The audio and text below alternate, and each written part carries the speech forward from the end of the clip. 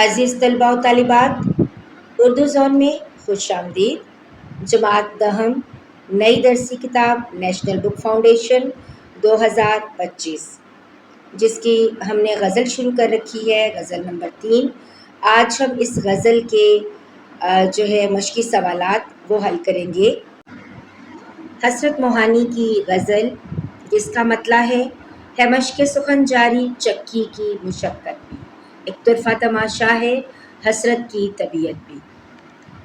تو سوال نمبر 1 ہے، یہاں پر آپ کو مسئلہ فلسطین اور مسئلہ کشمیر کے متعلق معلومات اکٹھی کرنی ہے اور پھر اس پر آپ نے ایک پیراگراف لکھنا ہے۔ جیسے آپ اس کی ہیڈنگ یہ بنا سکتے ہیں کہ مسئلہ فلسطین اور مسئلہ کشمیر ایک تاریخی اور انسانی المیہ۔ تو پہلے ہم مسئلہ فلسطین کے بارے میں لکھیں گے کہ مسئلہ فلسطین اور مسئلہ کشمیر دنیا کے 2 اہم اور درینہ تنازعات ہیں جن کا تعلق صرف زمین سے نہیں بلکہ ایک پوری قوم کی شناخت، آزادی اور حقوق سے ہے۔ فلسطین کے سلسلے میں یاسر عرفات کی قیادت اور محمود درویش کی شاعری نے عالمی ضمیر کو جھنجھوڑا۔ محمود درویش نے اپنی نظموں میں فلسطینیوں کے درد، جلاوطنی اور جدوجہد کو انتہائی خوبصورتی سے بیان کیا ہے۔ اسی طرح مسئلہ کشمیر میں سید علی گیلانی اور سردار محمد عبدالقیوم خان نے کشمیریوں کے حق خود ارادیت کے لیے نمایاں کردار ادا کیا۔ ڈاکٹر سمر سلطانی اور ہبہ خاتون کی علمی اور ادبی خدمات نے کشمیری تہذیب اور مزاحمت کو زندہ رکھا۔ کشمیر کی تاریخ میں مہاراجہ گلاب سنگھ کا کردار ایک اہم موڑ تھا جس کے بعد کشمیری عوام کی سیاسی حیثیت متاثر ہوئی۔ یہ دونوں مسئلے عالمی برادری، اقوام متحدہ اور انسانی ضمیر سے فوری اور منصفانہ حل کے متقاضی ہیں۔ جدید انسائکلوپیڈیا، انٹرنیٹ اور تحقیقاتی کتب اس سلسلے میں رہنمائی فراہم کرتی ہیں تاکہ نئی نسل ان تاریخی مسائل کو بہتر طور پر سمجھ سکے۔ بدقسمتی سے عالمی طاقتوں کے دوہرے معیار کی وجہ سے یہ مسائل مزید پیچیدہ ہو چکے ہیں۔ آج بھی فلسطین اور کشمیر کے بچے گولیوں اور آنسو گیس اور قید و بند کا سامنا کر رہے ہیں۔ اگر انصاف کی بنیاد پر فیصلے نہ کیے گئے تو یہ خطے مستقل بدامنی کا شکار ہو جائیں گے۔ اگلا سوال ہے، علامہ اقبال کی شاعری میں کشمیر کے حوالے سے لکھے گئے 5 اشعار ڈھونڈ کر لکھیں۔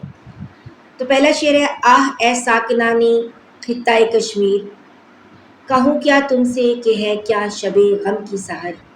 دوسرا شعر، چشم نم جان شوریدہ کافی نہیں، تہذیب کے آئینہ دار اے قوم کشمیر۔ تیسرا شعر، نالہ ہے بلبل شوریدہ تیرا خام ابھی، نالہ ہے بلبل شوریدہ تیرا خام ابھی، اپنے سینے میں اسے اور ذرا تھام ابھی۔ شعر نمبر 4 ہے جرم ضعیفی کی سزا مرگ مناجات، کشمیر کے مسلمانوں کو اب بیدار ہونا ہوگا۔ 5واں شعر ہے، سرزمین کشمیر کو جنت نظیر کہتے ہیں، سرزمین کشمیر کو جنت نظیر کہتے ہیں، چاہیے اہل نظر کو حسن کی تحسین بھی۔ آپ یہ والے 5 اشعار لکھ سکتے ہیں یا آپ اس کے علاوہ اگلے 5 اشعار جو ہیں ان کو بھی لکھ سکتے ہیں۔ تو ان دونوں میں سے جو آپ کو آسان لگے آپ وہ لکھ سکتے ہیں۔ علامہ اقبال نے اپنی شاعری میں کشمیر کے عوام کے لیے اشعار لکھے ہیں کیونکہ علامہ اقبال کو کشمیر سے دلی لگاؤ تھا جو کہ ہمیں ان کی شاعری میں جا بجا نظر آتا ہے۔ تو اگلے اشعار کی جانب بڑھتے ہیں۔ اقبال کی شاعری میں کشمیر کے حوالے سے لکھے گئے اشعار، توڑ اس دستے جفا کش کو یا رب جس نے، روح آزادی کشمیر کو پامال کیا۔ دوسرا شعر ہے، کشمیر کا چمن جو مجھے دل پذیر ہے، اس باغ جاں فضا کا یہ بلبل اسیر ہے۔ تیسرا شعر ہے، ہندوستان میں آئے ہیں کشمیر چھوڑ کر، بلبل نے آشیانہ بنایا چمن سے دور۔ چوتھا شعر ہے، یہی کشمیر مشرق کو بہار بے خزاں دے گا، میرا پیغام شرح سوز و ساز زندگانی ہے۔ شعر نمبر 5، سرما کی ہواؤں میں عریاں ہے بدن اس کا، سرما کی ہواؤں میں عریاں ہے بدن اس کا، دیتا ہے ہنر جس کا امیروں کو دوشالہ۔ تو یا آپ یہ 5 اشعار لکھ لیجئے گا، یا جو پیچھے 5 اشعار پڑے ہیں ان میں سے جو آپ کو آسان لگے آپ کوئی سے 5 اشعار لکھ سکتے ہیں۔ بڑھتے ہیں اگلے سوال کی جانب۔ سوال ہے، اپنے اسکول میں اپنے استاد محترم مستانی صاحبہ کی نگرانی اور رہنمائی میں درج ذیل عنوانات میں سے کسی ایک موضوع پر مباحثہ اور مذاکرہ منعقد کرائیں، خود بھی اس موضوع کے حق یا مخالفت میں حصہ لیں۔ 3 عنوانات آپ کو دیے ہوئے ہیں۔ پہلا عنوان ہے برداشت اور رواداری، دوسرا عنوان ہے وطنیت اور تیسرا عنوان ہے سوشل میڈیا کے آداب۔ تو پہلا جو عنوان ہے برداشت اور رواداری، اس پر مذاکرہ۔ بیٹا آپ کو جو فیڈرل بورڈ میں کویشچن آتا ہے نا، کویشچن نمبر 6، جس میں آپ نے مضمون لکھنا ہوتا ہے، تو آپ کو یہاں سے ہنٹ بھی مل سکتے ہیں۔ آپ اس کو جب مضمون اگر آپ کو آ جاتا ہے برداشت اور رواداری پہ، تو آپ وہ بھی لکھ سکتے ہیں۔ تو اس میں جب آپ مذاکرہ جو ہے لکھیں گے، تو اس میں آپ پہلے کردار لکھیں گے، یعنی جس میں جو نظامت کرنے والا جو میزبان ہے، یعنی جو ہم کہتے ہیں نا کہ جو یعنی جو میزبان ہوتا ہے نا، جو ہوسٹ ہوتا ہے۔ پھر موضوع کے حق میں 2 مقرر ہوں گے، ایک مقرر نمبر 1 اور دوسرا مقرر نمبر 2، 2 بچے ہوں گے۔ پھر سوالات کرنے والے جو آڈینس ہوگی، یعنی ناظرین یا پھر کچھ دیگر اسٹوڈنٹس۔ تو پھر اس کے بعد آپ کی اپنی رائے۔ تو یہ ان چیزوں کا کسی بھی مذاکرے میں ہونا لازمی ہے۔ تو جو ہوسٹ ہوگا وہ یا میزبان جو ہوگا وہ ایسے آغاز کرے گا: السلام علیکم ورحمۃ اللہ وبرکاتہ، آج کے مذاکرے کا موضوع ہے برداشت اور رواداری، جو ہماری معاشرتی اور اخلاقی اقدار کا ایک لازمی جز ہے۔ اس طرح سے یہ آپ دیکھ لیجئے گا، اس کا اسکرین شاٹ لے لیجئے گا، ٹھیک ہے۔ اور جیسے اب دیکھیں، مذہب نہیں سکھاتا آپس میں بیر رکھنا، اقبال نے کہا، ہندی ہے ہم وطن ہے ہندوستان ہمارا۔ تو یہ پہلا مقرر جب ختم کرے گا، پھر اس کے بعد دوسرا مقرر آ جائے گا۔ آپ اس کو بھی ذرا پڑھ لیجئے گا، کیونکہ آپ کو یہ میں نے کہا نا مضمون کے طور پر بھی لکھنا آ سکتا ہے، اس میں سے آپ کو مواد مل جائے گا۔ اور اگر آپ تقریر کر رہے ہیں تو تقریر میں 2 جو ہے طالب علم جو ہیں وہ اس میں حصہ لیں گے۔ تو آپ یہ دیکھ لیجئے گا، دوسرا مقرر جو ہے وہ بھی اپنی تقریر کو اس طریقے سے لکھے گا، جیسے برداشت کا مفہوم وغیرہ۔ اور جب یہ دوسرا مقرر جو ہے وہ تقریر کر لے گا، تو پھر جو ہے اوکے، تو آپ اس کا بھی اسکرین شاٹ لے لیجئے۔ یہاں پر آپ اپنی رائے لکھیں گے، پھر نظامت کرنے والے کا خلاصہ، اس کی رائے کا خلاصہ تحریر کریں گے۔ پھر اس کے بعد سوال و جواب کا سیشن ہوگا، یعنی جو آڈینس میں سے جو ہیں لوگ وہ سوالات کریں گے۔ تو اس طرح سے ایک جو ہے مذاکرہ ختم ہو جائے گا۔ تو طلبہ جو ہے اس کے حق میں بھی کہہ سکتے ہیں اور اس کے اگینسٹ بھی کہہ سکتے ہیں۔ اسی طرح سے دوسرا موضوع ہے وطنیت کے موضوع پر مذاکرہ۔ تو اس میں بھی کردار وہی ہوں گے، ایک میزبان ہوگا جو اس پورے ایونٹ کو لیڈ کر رہا ہے، پھر اس موضوع کے حق میں مقرر ہوں گے تقریر کرنے والے، مقرر نمبر 1 اور مقرر نمبر 2، پھر سوالات کرنے والے ناظرین، پھر اس کے بعد آپ اپنی رائے کا اظہار کیا جائے گا۔ پھر جو ہے وہ اسی طریقے سے جیسے پہلے ہم نے جو ہے کہا برداشت اور رواداری، اسی طرح وطنیت کے موضوع پر بھی آپ ایسے ہی اظہار کریں گے، ٹھیک ہے۔ اسی طرح سے مقرر نمبر 1 پہلے آئے گا، سب سے پہلے جو ہے نظامت کرنے والا جو ہے وہ اس ایونٹ کا آغاز کرے گا، تو اس کے بعد مقرر جو ہیں وہ آئیں گے 1 بائی 1 اور وہ جو ہے اس پر تقریر کریں گے۔ تو بیٹا یہ سوال جو ہے میں نے کہا یہ کافی جو ہے امپورٹنٹ ہے۔ اکثر آپ کو زبانی کلاس میں جو 1 منٹ اسپیچ کہا جاتا ہے نا، اس پر یہ موضوع دیے جاتے ہیں، تو آپ کو یہاں پر ہیلپ مل سکتی ہے، ٹھیک ہے۔ جیسے کہ وطنیت کے معنی حب الوطنی، ملک سے محبت کا جذبہ، وطن کا سیاسی تصور، جس کے تحت کسی جغرافیائی خطے کے باسی مذہب یا عقائد سے قطع نظر ہم وطن سمجھتے ہیں۔ انسان جس خطۂ ارض پر پیدا ہوتا ہے، جہاں وہ پرورش پاتا ہے اور جہاں اس کے عزیز و اقارب رہتے ہیں، وہ اس کا وطن کہلاتا ہے۔ انسان کو فطری طور پر اپنے وطن کے در و دیوار سے، اس کے غنچے و خار سے، اس کے گل و گلزار، سبزہ زار سے اور اس کے کوچہ و بازار سے ایک انس ہوتا ہے۔ اس جذباتی اور فطری وابستگی کو عرف عام میں حب وطن کہا جاتا ہے۔ انسان کو اپنے وطن سے بے پناہ لگاؤ ہوتا ہے۔ یہ ایک مثل مشہور ہے کہ حب الوطن من الایمان، یعنی وطن کی محبت ایمان سے ہے۔ یعنی جس طرح دیگر ارکان اسلام پر ایمان لانا ضروری ہے، اسی طرح وطن سے محبت کرنا بھی ضروری ہے۔ پھر دونوں مقرر اسی طرح سے آ کے تقریر کریں گے، اس کے بعد اپنی رائے کا اظہار، پھر اپنی رائے کے اظہار کے موضوع کے حق میں آپ لوگ جو ہے وہ دیں گے، بات چیت کریں گے، پھر نظامت کرنے والے جو ہے وہ اس کا کیسے خلاصہ کرے گا۔ ٹھیک ہو گیا۔ جیسے پھر سوال و جواب کا سیشن آئے گا تو پھر جو اب اس کا اینڈ کریں گے، اس میں یہ لکھیں گے کہ آخر میں ہمیں اس عزم کے ساتھ یہاں سے جانا چاہیے کہ ہم معاشرے میں محبت اور رواداری کو فروغ دیں گے۔ اگلا عنوان ہے سوشل میڈیا کے آداب کے موضوع پر مذاکرہ۔ تو اسی طریقے سے آپ لکھیں گے۔ اب جیسے مقرر نمبر 1 ہے، وہ موضوع کے حق میں یوں دلائل دے گا کہ سوشل میڈیا نے ہماری زندگیوں میں اہم جگہ لے لی ہے، لیکن کیا آپ کو معلوم ہے کہ جس طرح زندگی کے ہر معاملے کے کچھ اصول و ضوابط ہوتے ہیں، اسی طرح سوشل میڈیا کے استعمال کے بھی کچھ آداب ہیں۔ سوشل میڈیا نے جدید معاشرے پر نمایاں اثرات مرتب کیے ہیں۔ اس میں لوگوں کو اکٹھا کرنے اور خیالات اور معلومات کے تبادلے میں سہولت فراہم کرنے کی صلاحیت ہے، لیکن اس کے ممکنہ خطرات سے آگاہ ہونا اور سوشل میڈیا کو ذمہ داری سے استعمال کرنا ضروری ہے۔ اس کا مطلب یہ ہے کہ آپ جو کچھ پوسٹ کرتے ہیں اس کے اثرات کو ذہن میں رکھنا، آپ جو معلومات شیئر کرتے ہیں اس کے ذرائع سے آگاہ ہونا،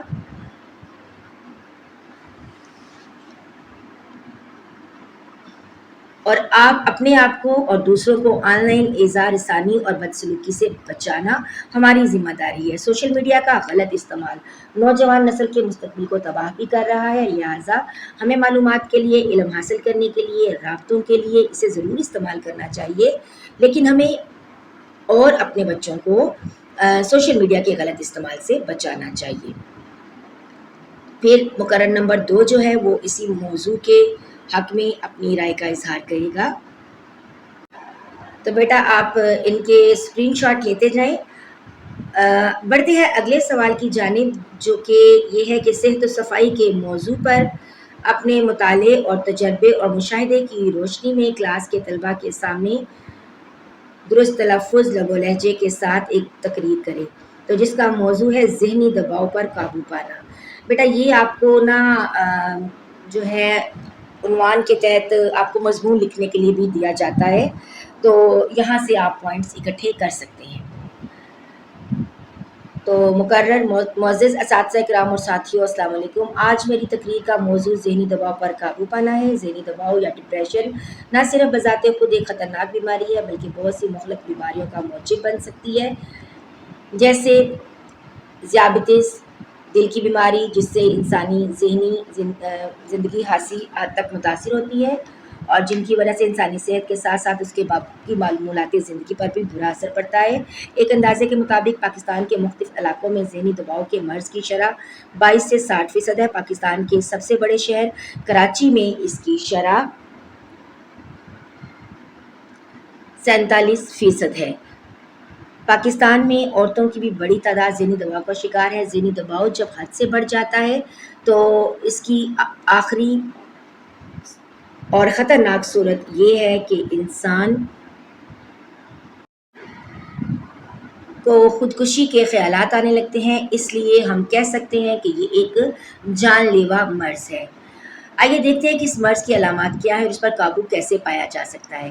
جناب صدر، ذہنی دباؤ سے بچنے کے لیے سب سے پہلے ضروری ہے کہ ہم اس کو پہچانیں اور پھر اپنے آپ کا اور اپنے ارد گرد کے لوگوں کا جائزہ لیں کہ کہیں ہم یا ہمارے عزیز و اقارب، دوست، احباب اس پھیلتی ہوئی نادیدہ بیماری کا شکار تو نہیں۔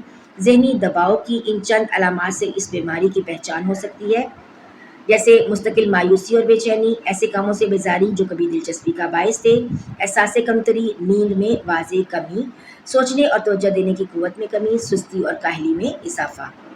جناب صدر، ان کے علاوہ بھی ذہنی دباؤ کی علامات ہو سکتی ہیں۔ بہرحال ڈپریشن ذہنی دباؤ ایک ایسی حقیقت ہے جسے جھٹلایا نہیں جا سکتا، اس کا بر وقت علاج ضروری ہے۔ خوش قسمتی سے ڈپریشن قابل علاج ہے۔ جناب صدر، ان ہدایات پر عمل کر کے ذہنی دباؤ پر کسی حد تک قابو پایا جا سکتا ہے۔ یہاں پر جو ہے وہ بتائی گئی ہیں ہدایات۔ تو آپ جب مضمون کی صورت میں اس کو لکھیں گے تو پہلے آپ مضمون کی مطلب بتائیں گے کہ یہ مسائل ہیں اور پھر اس کا حل ایسے کیا جا سکتا ہے۔ نمبر 1 ہے بھرپور نیند۔ ذہنی دباؤ کی وجہ سے آپ کی نیند کافی حد تک متاثر ہوتی ہے۔ 24 گھنٹوں میں نیند کے دورانیے کو صحت مند رکھیں، یعنی اس قدر نیند لیں جتنی ایک صحت مند فرد کے لیے ضروری ہوتی ہے۔ ایک عام انسان کو روزانہ 8 سے 10 گھنٹے کی نیند پرسکون کرتی ہے۔ سوتے وقت اپنی منفی سوچوں کو قابو میں رکھیں۔ نمبر 2 باقاعدگی سے ورزش کریں۔ مختصر دورانیے کی ورزش 20 سے 30 منٹ کی ہمارے موڈ کو اچھا اثر ڈالتی ہے۔ یقین کریں کہ باقاعدگی سے 20 سے 30 منٹ کی ورزش ہمیں نفسیاتی مسائل سے نکال سکتی ہے۔ پھر ہے صحت مند خوراک۔ ہمارے دماغ میں موجود ہر کیمیکل براہ راست یا بالواسطہ، یعنی بلا واسطہ یا بالواسطہ ہماری غذا سے ہی بنتا ہے، اس لیے غذا کی اہمیت مسلمہ ہے۔ صحت مند غذا کا انتخاب ہمیں ذہنی دباؤ سے بچاتا ہے۔ پھر نمبر 4 سماجی اور خاندانی تعلقات۔ انسان اپنی فطرت کے اعتبار سے ایک سماجی نور ہے۔ جب ہم ہنسی مذاق یا مل جل کر کام کرنے کے لیے اپنے دوستوں یا گھر والوں کے قریب ہوتے ہیں تو اس وقت دراصل ہم اپنی بھلائی کا احساس برقرار رکھنے کی کوشش کر رہے ہوتے ہیں۔ نمبر 5 ہے مراقبہ۔ اپنے ذہن کو ایک دم پیچھے لا کر اپنے خیالات اور احساسات سے آگاہ ہو کر اپنی مدد آپ کے تحت ذہنی دباؤ یا تفکرات کی علامات کا پتہ لگا کر ان احساسات پر قابو پا سکتے ہیں۔ اپنے آپ کو پرسکون رکھنے کے لیے لمبی اور گہری سانسیں لیں، مثبت سوچ اور مثبت رویہ اختیار کریں۔ نمبر 6 سگریٹ کا خاتمہ، یعنی سگریٹ نوشی کا خاتمہ۔ سگریٹ نوشی ترک کر دینے سے بھی ذہنی دباؤ پر قابو پایا جا سکتا ہے۔ اس کے بعد اگلا جو ہے عنوان ہے وہ ہے صحت اور صفائی۔ تو صحت اور صفائی پر آپ اس طریقے سے تقریر کریں گے کہ میری آج کی تقریر کا موضوع صحت و صفائی ہے۔ اسلام دین فطرت ہے اور پاکیزگی اور صفائی کو پسند کرتا ہے۔ دنیا میں شاید ہی کوئی ایسا شخص ہو جو پاکیزگی اور صفائی کو پسند نہ کرتا ہو۔ پاکیزگی اور صفائی سے مراد صرف جسم اور کپڑوں کا پاک صاف اور ستھرا ہونا ہی نہیں بلکہ روحانی طور پر بھی بندہ پاک اور صاف ہو، اعلیٰ اخلاق کا مالک ہو۔ اسلام میں صفائی کی بجائے لفظ طہارت استعمال کیا گیا ہے۔ قرآن پاک میں روحانی اور جسمانی طور پر صاف رہنے والوں کے بارے میں اللہ تعالیٰ نے ارشاد فرمایا ہے، اللہ تعالیٰ توبہ کرنے والوں اور پاک صاف رہنے والوں کو پسند کرتا ہے۔ جناب صدر، صفائی کے بارے میں آپ صلی اللہ علیہ وسلم کا فرمان مبارک ہے، الطہور شطر الایمان، یعنی صفائی ایمان کا حصہ ہے۔ ایک موقع پر آپ صلی اللہ علیہ وسلم نے فرمایا صفائی نصف ایمان ہے۔ آپ صلی اللہ علیہ وسلم کو صفائی بہت پسند تھی۔ لباس مبارک گو کہ سادہ ہوتا مگر صاف ستھرا ہوتا، مسواک کرنا، خوشبو لگانا معمولات میں شامل تھا۔ آپ صلی اللہ علیہ وسلم بہت ہی حسین و جمیل تھے۔ ایک مرتبہ ایک صحابی آپ صلی اللہ علیہ وسلم کی خدمت میں حاضر تھے اور کبھی چاند کی طرف دیکھتے اور کبھی آپ صلی اللہ علیہ وسلم کے چہرہ مبارک کی طرف دیکھتے۔ پوچھا گیا کہ کیا دیکھ رہے ہو تو عرض کرنے لگے، حضور صلی اللہ علیہ وسلم میں دیکھ رہا ہوں کہ چاند زیادہ خوبصورت ہے یا آپ صلی اللہ علیہ وسلم کا چہرہ۔ وہ صحابی فرمانے لگے کہ آپ صلی اللہ علیہ وسلم سے زیادہ حسین و جمیل کائنات میں کوئی بھی نہیں ہے۔ اسے تشبیہ کا دوں آسرا کیا، اسے تشبیہ کا دوں آسرا کیا، وہ خود ایک چاند ہے پھر چاند سا کیا۔ جناب صدر، مسلمان ہونے کی حیثیت سے ہمارا فرض یہ ہے کہ ہم آپ صلی اللہ علیہ وسلم کے ارشادات مبارک پر عمل کریں۔ مسواک کرنے سے دانتوں کی صفائی ہوتی ہے اور مسواک کرنا آپ صلی اللہ علیہ وسلم کی پیاری سنت ہے۔ جو شخص مسواک کے ساتھ وضو کر کے نماز پڑھے گا وہ نماز ان 70 نمازوں سے بہتر ہے جو بغیر مسواک کے پڑھی جائیں۔ مسواک کے 70 فائدے ہیں، جن میں سے ایک فائدہ یہ ہے کہ مرتے وقت انسان کو کلمہ نصیب ہوتا ہے۔ اسلام میں صفائی کے معاملے میں اس قدر زور دیا گیا ہے کہ طہارت کے موضوع پر فقہ اسلامی میں پورا ایک باب موجود ہے۔ ایک مسلمان کی زندگی میں صفائی بہت اہمیت رکھتی ہے۔ وہ نہ صرف غسل اور وضو کا اہتمام کرتا ہے بلکہ اپنا لباس بھی صاف ستھرا رکھتا ہے اور جس جگہ نماز ادا کرتا ہے وہ جگہ بھی پاک صاف ہونا لازمی ہے۔ بالوں کو کنگھی کرنا، بڑے ہوئے ناخن کاٹنا، تیل لگانا وغیرہ صفائی کے زمرے میں آتے ہیں۔ اسی طرح کھانا کھانے سے پہلے ہاتھ دھونا سنت ہے، جس پر عمل کرنے سے مسلمان ثواب کے ساتھ بہت سے طبی فوائد بھی حاصل کرتا ہے اور کئی بیماریوں سے بچتا ہے۔ जनाब सदर, इंसान की सेहत और तंदुरुस्ती के लिए सफाई को बुनियादी शर्त करार दिया गया है। जो लोग सफाई के असूल पर अमल पैरा होते हैं वो हमेशा सेहतमंद और तंदुरुस्त रहते हैं। साफ सुथरा रहने वाले शख्स की इज्जत और वकार में इजाफा होता है, हर कोई उसे पसंद करता है, उसके साथ बैठने बातचीत करने को पसंद करता है। जो शख्स प्रागंदा हाल, सर झाड़, मुंह फाड़ हो तो ऐसे शख्स से हर आदमी नफरत करता है, उससे दूर रहने की कोशिश करता है। सफाई पसंद इंसान बहुत सी बीमारियों से महफूज रहता है, हमेशा चाक और चौबंद रहता है, सुस्ती और काहली उसके करीब भी नहीं आती। इस वजह से वो अपना हर काम जोश, जज्बे और लगन से करता है। सबसे बड़ी बात ये कि सफाई अल्लाह ताला की रज़ा का सबब है। हमारे प्यारे नबी सल्लल्लाहु अलैहि वसल्लम की सुन्नत मुबारका। आप सल्लल्लाहु अलैहि वसल्लम ने एक मरतबा फरमाया, अल्लाह ताला खुश होता है कि अपने बंदे पर अपनी दी हुई नेमत का असर देखे। जब अल्लाह ताला ने तुम पर फजल किया है तो अच्छे कपड़े पहन लिया करो ताकि अल्लाह ताला की दी हुई नेमत का इजहार हो जाए। जनाब सदर, सफाई जहाँ इंसान के जिस्म को साफ रखती है वहाँ पर बुरे ख्यालात और वसवसों से निजात दिलाती है। सफाई से आदमी के अंदर हुस्न अखलाक पैदा होता है। इंसान दो चीज़ों का मरकब है, रूह और जिस्म। जिस्म खाकी है, रूह आफाकी है। जब कोई शख्स फोत हो जाता है तो जिस्म जो मिट्टी का बना हुआ है वो मिट्टी ही में दफन कर देते हैं और रूह को फरिश्ते आसमानों पर ले जाते हैं। लिहाजा जिस्म की ज़रूरियात और इलाज की चीज़ें भी मिट्टी ही से पैदा होती हैं, और रूह जब बीमार होती है तो उसके इलाज के लिए अल्लाह ताला ने कुरान पाक में रूहानी इलाज इरशाद फरमाया है। रूहानी बीमारियों में झूठ, शिर्क, गीबत, हसद, चुगली, बहतान वगैरह, वादा खिलाफी वगैरह है, और इसलिए लाजमी है कि मुसलमान अपने ज़ाहिर की सफाई के साथ साथ अपनी बातनी सफाई पर भी खूब तवज्जो दे। मुशरिकीन अगरचे देखने में ज़ाहिरी तौर पर साफ सुथरे नजर आते हैं, जबकि कुरान पाक में अल्लाह ताला ने फरमाया है बेशक मुशरिकीन नजस हैं। जी, तो अज़ीज़ तलबा और तालिबात, यहाँ पर हमारे गज़ल नंबर 3 के तमाम मश्की सवालात जो हैं वो उनके जवाबात तहरीर कर दिए गए हैं। मुझे उम्मीद है कि ये लेक्चर आपके लिए बहुत मुफीद साबित होगा।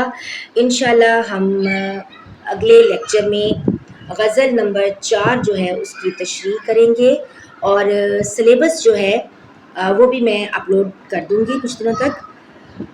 अगर ये लेक्चर आपके लिए मुफीद साबित हुआ है तो लाइक और शेयर करना मत भूलिएगा, और अगर चैनल पर नए हैं तो चैनल को सब्सक्राइब करते हुए जाइएगा।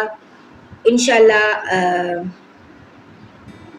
जल्द ही आपकी खिदमत में हाजिर होंगे। तब तक के लिए इजाज़त, अल्लाह हाफिज़।